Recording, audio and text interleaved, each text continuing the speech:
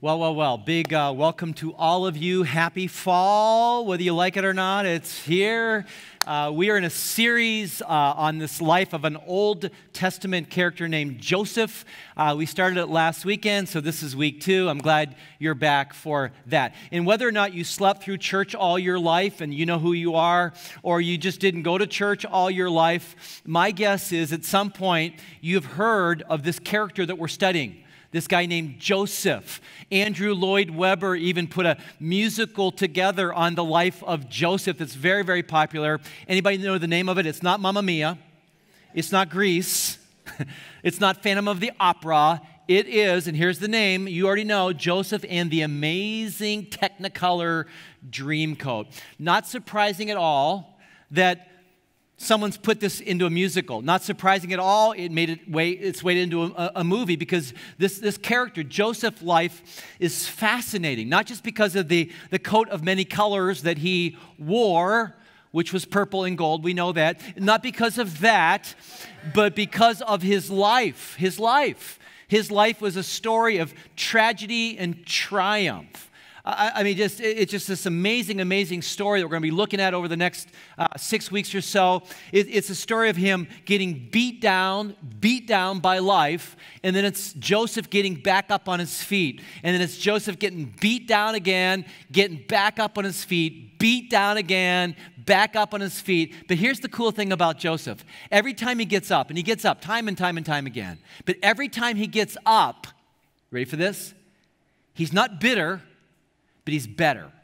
Every time the guy gets back up on his feet after life beats him down, he's not bitter. He gets better every time. And that's what I want for my life. And quite honestly, that's what I want for your life. Because life is going to beat us down. Some of you are beat down right now. You could barely, walk into one of our campuses. You're beat down. Here's the good news. We're going to learn things from Joseph's life so that we can get back up on our feet and as a result, be better people. Better followers of Jesus, better husbands and wives, better family members, better friends, better work, better. And that's why I'm so glad that you are here as we get into week 2. Now, if you were here last weekend and you slept through the whole thing, and again, you know who you are, we love you, but you shouldn't sleep in church. Anyway, but if you slept through church last weekend or you weren't here, let me give you the quick backstory where we find ourselves thus far in the life of this guy named Joseph. Well, we've got a cocky teenager named Joseph. Yep, that's how the story started. We looked at it in the Bible last weekend. 17-year-old Joseph, he's pompous. Yeah. He's pampered by his daddy. Yeah. He's your typical, and this is how I was when I was a 17-year-old, typical cocky teenager. We've also got a dumb dad named Jacob. And I don't make that to be funny. Jacob, as a dad, was dense. He was dense. He shows favoritism to his youngest son, Joseph. And as a result of that, the other people in the family, the other brothers, grow to hate Joe. In fact, there's all this resentment and all this bitterness and all this anger that's welling up in this family. And Jacob, Daddy-O, Jacob is oblivious to the whole thing. He doesn't see the big, hairy, ugly, smelly elephant in the family room, and he doesn't deal with it. And it's not a good thing at all. He's not being the dad, the leader that he should be, which leads me to a house full of jealous brothers. Yeah, these brothers grew to hate, resent their youngest brother, Joseph, to the point, we saw this last week, they want to kill him. They want to do away with Joseph, and that leads me to this word, a cistern. Does anybody know what a cistern is? And if you're thinking right now, that's probably some Bible word for sister. I got 3 cisterns, I got 2 brethren. No, that's not it. That's not what it means. No, a cistern was a pit. Think of an empty well here, and that's exactly where Joseph's brothers hurl him into this cistern. And it's empty, and they're leaving him to die. And that leads us to the next word, which are some traitors. Some Ishmaelite traitors come along, and what they do is they see Joseph in the pit, and they say, hey, to the brothers, why let him die? We'll buy him, and we'll sell him into slavery. And so he's sold. Joseph is sold to these traders for about 20 pieces of silver, and off he goes to a place called Egypt with these traders, which leads me to the last, just to catch you up here, is a guy by the name of Potiphar. Potiphar. Who was Potiphar? Potiphar was a high-ranking official in the Egyptian government. Potiphar was the guy who was sort of like our Secretary of Defense. He oversaw the palace guard, a guy way up there, way up there in the Egyptian government. And he's the guy that he's the guy who buys Joseph and brings Joseph into his home. And you won't believe what happens next. And we're going to pick up the story now by what happens next in Potiphar's household. So if you have a Bible or a Bible app, it's a great time to go ahead and turn to the book of Genesis. All right. Now, sometimes I say, hey, turn to the book of Lamentations or turn to the book of Malachi. And, it takes you like 25 minutes to find it. You won't take 20. No, first book of the Bible is Genesis. So you can find it very, very easily and open it up to Genesis chapter 39. We're going to pick up this amazing story in verse 3. All right? Let's get right to it. Here we go. When Joseph was taken to Egypt by the Ishmaelite traders, he was purchased by Potiphar, an Egyptian officer. Potiphar was captain of the guard for Pharaoh, the king of Egypt. The Lord was with Joseph. All right, this is really important. The Lord was with Joseph, so he succeeded in everything he did as he served in the home of his Egyptian master. Quick time out here. I just want you to see here that Joseph is growing up. Yeah, he was this cocky, pampered, pompous 17-year-old, but he's aging and he's maturing. And God is with him, and good things are happening. I mean, Joseph, all of a sudden now, we're told here in these verses that he's got some skill. He's organized. He's a great administrator. He's competent. He's got some leadership muscle.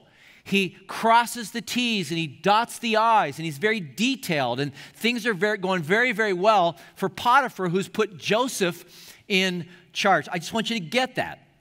He's got a lot going for him, this Joseph guy does. But not only is he competent and skilled, but he's also, according to the last part of verse 6, he's good looking. Oh, maybe I should go back here. Thank you for this reminder. Yeah, let me go back for just a moment before we get to verse 6. And I want to reiterate something that we read just a moment ago, that the Lord was with Joseph. This is very, very important. This is very, very important. In fact, the guy who edited and wrote the first 5 books of the Bible, Genesis, Exodus, Leviticus, Numbers, Deuteronomy, was a guy by the name of Moses. Maybe you've heard of him, Moses.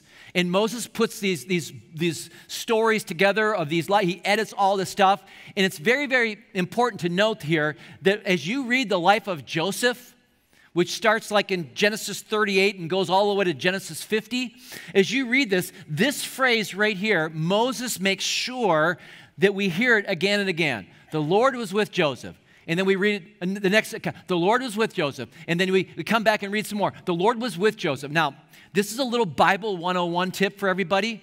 When the author of the scriptures repeats himself or herself over and over and over and over again, that's time for us to all sit up. There's like, what's going on here? Well, something's going on here. There's a reason why the repetition is occurring. And Moses wants us to get this. He wants us to understand that the Lord was with Joseph. And why does Moses want us to understand that little fact? And here's the answer. Because it sure doesn't seem like God is with Joseph. And that's why Moses keeps telling us. The Lord was with, because it doesn't seem like he is. He's been thrown into a cistern. His brothers try to kill him. He's been sold off to an Egyptian slave master. He's not where he wants to be. And so Moses wants us to know. He wants us to know that God is still with him. It doesn't seem like God's with Joseph, but God's still with Joseph. And some of you know that feeling, don't you?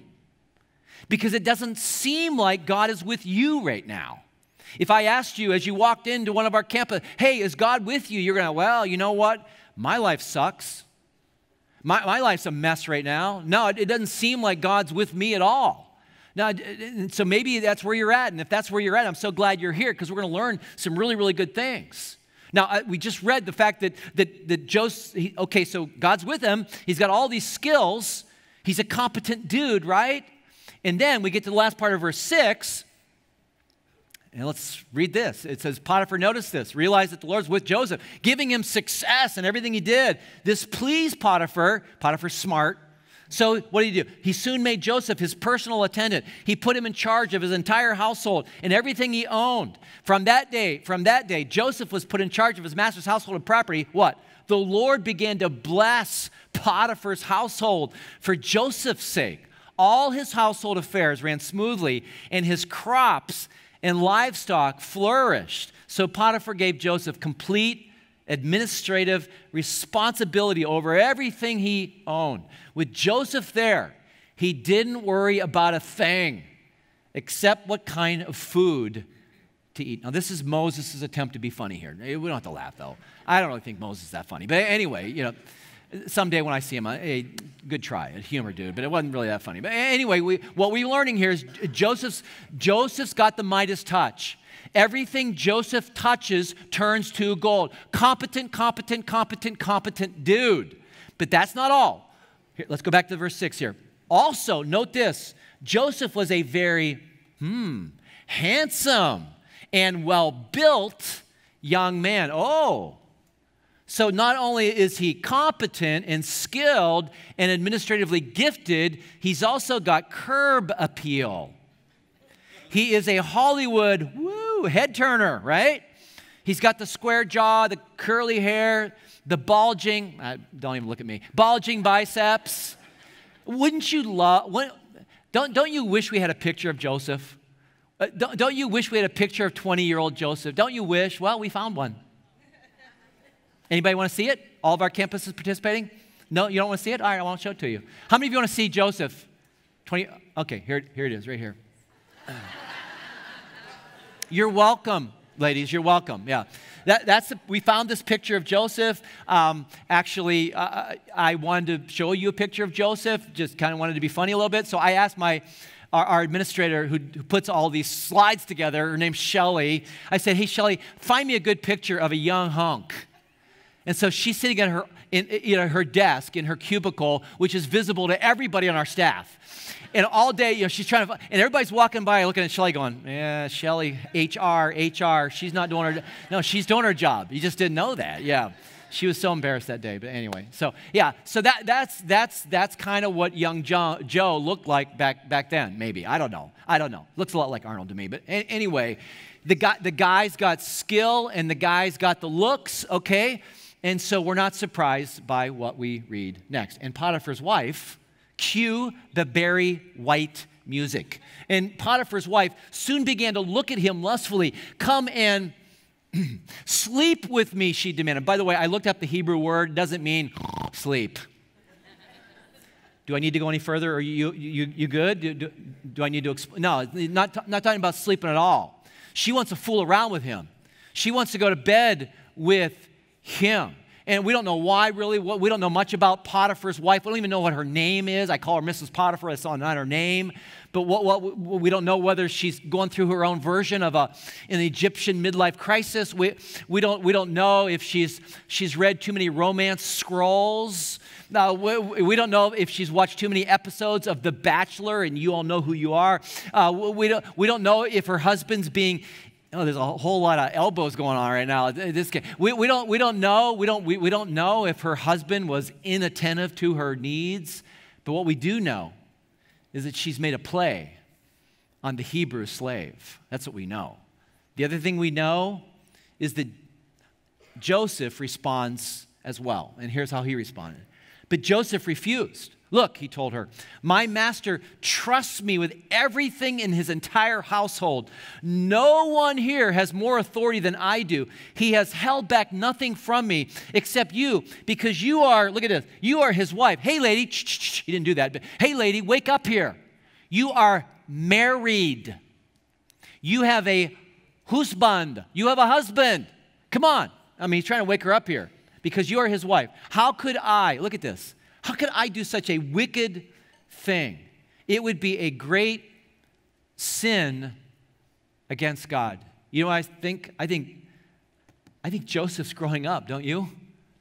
I think this pompous, this pampered, this highly favored young man has turned into a man of great character here. I mean, he's maturing. Now, keep in mind, he's probably by now in the story in his early 20s. Keep in mind, he's got raging hormones. Keep in mind that testosterone is, flowing through his being. Keep in mind he's far, far, far away from home. Keep in mind he's far, far away from his family. Keep in mind he's far, far, far away from his faith. Keep in mind he's a man with needs. Keep in mind he's disappointed by where his life's at. Think about that. He's not where he wants to be. He didn't sign up to be a slave for a guy named Potiphar. He didn't ask for any of this. And yet it's happening. It's happening. And it would have been so easy right here for Joseph just to justify a little bit of extracurricular fun on the side. He deserves some happiness, right? He's not the one making the advances. And besides, who's going to know? He's going to know. Who's going to know what he does? I mean, he's hundreds and hundreds and hundreds and hundreds of miles away. No one would know. But instead, I love this.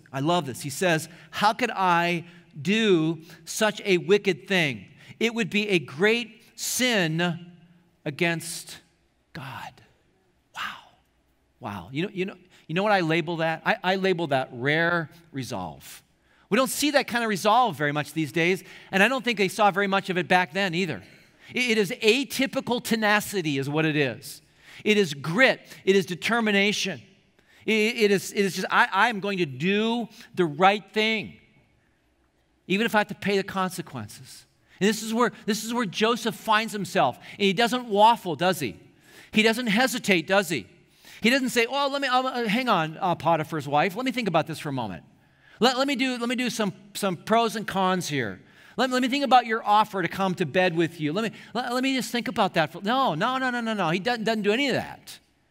Now he's like, hey, I'm not going to bed with you.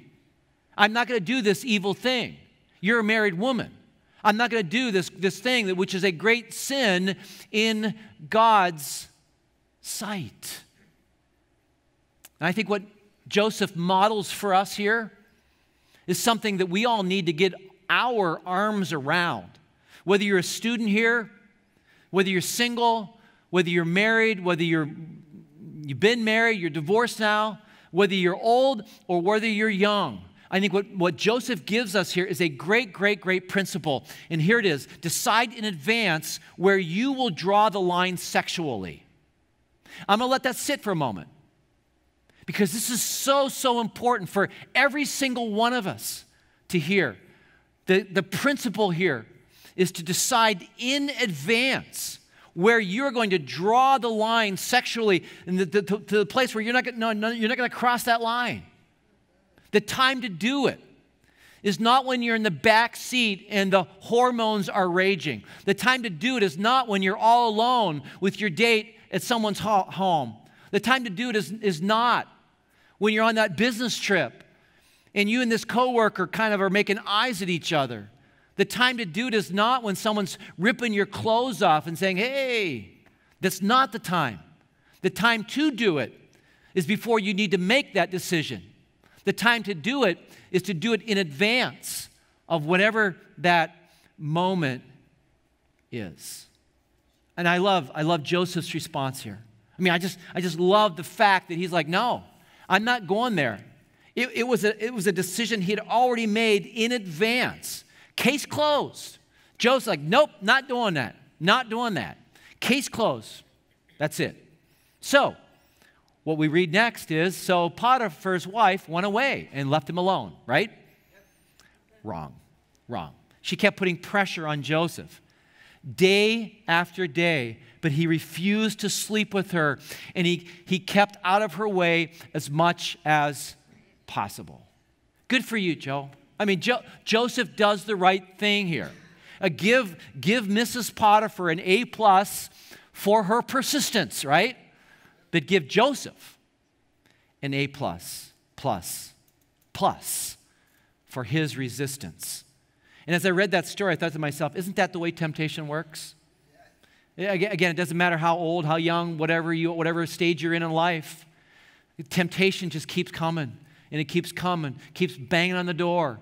And that's why our resistance to it needs to be equally strong and clear as far as what we're going to do and not do. All right, let's pick up the story. Verse 11. One day, however, no one else was around when he went in to do his work. She came and grabbed him by his cloak, demanding, "Come on, sleep with me."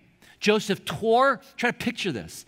He tore himself away, but he left his cloak in her hand as he ran from the house. Whoa, this is getting interesting. I mean, if you never thought the Bible was exciting, you got to read this story. And this is all of a sudden here, the tension here is mounting. All of a sudden here, this is getting really, really intense here. And you can just almost picture. She grabs onto Joseph's and grabs onto his shirt. And what does he do? He goes the opposite direction. And as he runs out the door, she's got his shirt in her hands. And as I thinking about that, I thought, wow. Joseph just lost a shirt, but he kept his integrity. And that led me to an insight, an observation that as I was studying this particular passage, I wrote down in my notebook, and here it is for you. Shirts are replaceable, character is not. In other words, you can go to Kohl's and get another shirt, but you can't go to Kohl's and get character. And once our character is lost, it's hard. It takes a long time to get it back. And I'm so glad here that Joseph models for us the right thing. And maybe you're here today at one of our campuses just to hear this section right here. Because maybe for you, temptation has been banging on your door. And maybe you find yourself right on the edge of opening up that door because maybe you're not in a place of strength, or maybe you're not in a place of health. Maybe you're in a place right now where you are very, very susceptible to temptation because you're a married person and your marriage is not fulfilling at all. Or you have a lot of stress at school, a lot of stress at work, or physically, you're just sick and tired of being sick and tired all the time. Maybe your dreams have been dashed. Maybe you're not where you want to be, and all of a sudden, you know, the temptation is there. The easy fix is there. The easy thing for you to mask your pain or mask your loneliness or mask your disappointment. The temptation is right there. And you're so close. You're so close to going for it. And I just want to say, friends, don't. I want to say to myself, don't.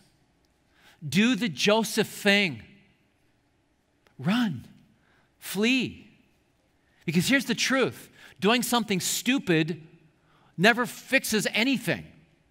Doing something sinful never fixes anything. Stupid never fixes anything. Sin never fixes anything. It just creates more and more pain and more disappointment. And this is what Joseph is teaching us here. Do what he did. Flee. Remember, every wrong action leads to wrong consequences. Remember that we have an enemy who's out to destroy us. Remember that as temptation is banging on your door. Remember that as the quote-unquote Potiphar wives are all over us, trying to get us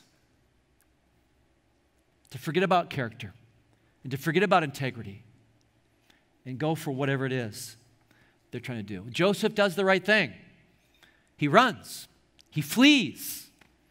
Unfortunately, Mrs. Potiphar does not do the right thing.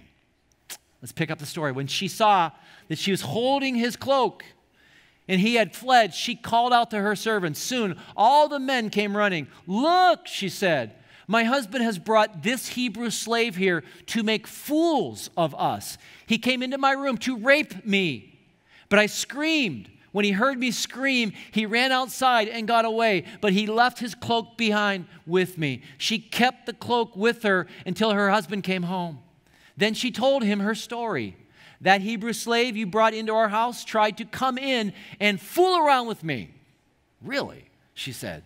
"But when I screamed, he ran outside, leaving his cloak with me." Wow. Joseph has done the right thing, and now there's charges against him. I mean, not only was he in a cistern, not only was he sold as a slave, but now all of a sudden, someone's screaming rape, and he didn't even touch her. And we got even more issues here. We've got fake rape charges. And now, in verse 19, guess who comes home? Potiphar. And it even goes downhill from here for Joseph. Potiphar is furious when he heard his wife's story about how Joseph had treated her. So he took Joseph and threw him into the prison where the king's prisoners were held. And there he remained. Can I just state the obvious here? This is not how we thought the story would go. I mean, here's a guy who resists temptation again and again and again and again and again. Here's a guy who had every reason to go for it, and he didn't go for it. And what I thought would be next in the story was, and then because Joseph resisted so many times, a choir of angels showed up, and they sang the Hallelujah chorus. That's what I thought we would read next. Or what I thought we would read next is, and then the angels showed up, and they handed Joseph a participation trophy for not participating in the sin. That's what I thought we would read right here, but that's not what we read, do we? In fact, what we think happens, it doesn't happen the way we thought it should go. And Joseph is thrown into a prison. First, it's a cistern, and now it's a cell. And you're just like, okay, what in the world is going on here? And then, you won't believe verse 21. But the Lord, here it is again, but the Lord was with Joseph in prison and showed him and his family, showed him his faithful love. And the Lord made Joseph a favorite with the prison warden. What? It's okay when you read the Bible to go, what? What in the world? Come on, what in the world is going on here? Are you kidding me? Now put yourself right now, if you can, just try to put yourself in Joseph's sandals. Put yourself in his sneakers or his Birkenstocks or whatever he wore. Okay? What are you thinking right now? I'm thinking, God, this is the reward I get? God, I'm knocking myself out to do the right thing. I'm resisting temptation even though I have every right in the world to give in to temptation. And this is what I get? God, is this the way you reward obedience? God, I don't get it. I don't get it. And then, of course, Moses throws in again, but the Lord was with Joseph. Can I share with you my cynical side right now? Will you think ill of me if I do this? Everybody do this. Otherwise, I won't do it. All right. Here's my cynical side. Here's my cynical side. I would say, in a respectful way, Lord, can we talk? God, can we just talk, God, for a moment here? See, here's the deal, Lord. Ever since you've been with me, my brothers hate me. They threw me into this cistern. They tried to kill me. Ever since you've been with me, then some guys came along and they sold me into slavery, okay? And then I started working for this guy named Potiphar. And then fake rape charges against me, and now I'm in prison. I'm in an Egyptian prison. So God, I'm just wondering, respect, can I just ask you for one thing, God? Can you go be with someone else for a little while? I mean, just for a little while? Can you go be with someone else? Because, man, it doesn't seem like you're with me right now. I'm not living the dream. I'm living the nightmare here, God. So can you go be with someone else for a little while? That's the cynical side of me. And my guess is some of you go, yeah, that's how I feel too. In fact, maybe some of you are feeling that way right now. And maybe some of you are feeling that way because you've been trying to do the right thing. You know, you've been trying to go against the grain. You've been trying to resist temptation. You've been trying to follow Jesus. You do the church thing. You're trying to read your Bible. You're trying to give. You're trying to serve. You're trying to be obedient. And yet the truth about your life is it's a mess. It's messy, or it's a mess. And you're like, I don't get it. I don't get it. And that's exactly where Joseph is in the story. And maybe that's exactly where you're at right now. But could it be true that, even though it doesn't seem like it, could it be true for you that God is with you? I know. It doesn't seem like He's with you, but could it still be true that God right now, wherever you find yourself, whatever your version of an Egyptian prison is, could it be true that even though it doesn't seem like it's true, that God is with you right now? Could it be true? Could it be true? Could it be true that God's with you where you're at right now, and that God wants to do something good in you and through you? Could it be true? Could it be true? And if it were true and you believed that it was true, how might your life change? If you actually lived each day of your life believing that God is indeed with you and God is trying to do something good in you and through you, how would your life change? How would your life change? I've got an assignment, all right? Don't you love assignments?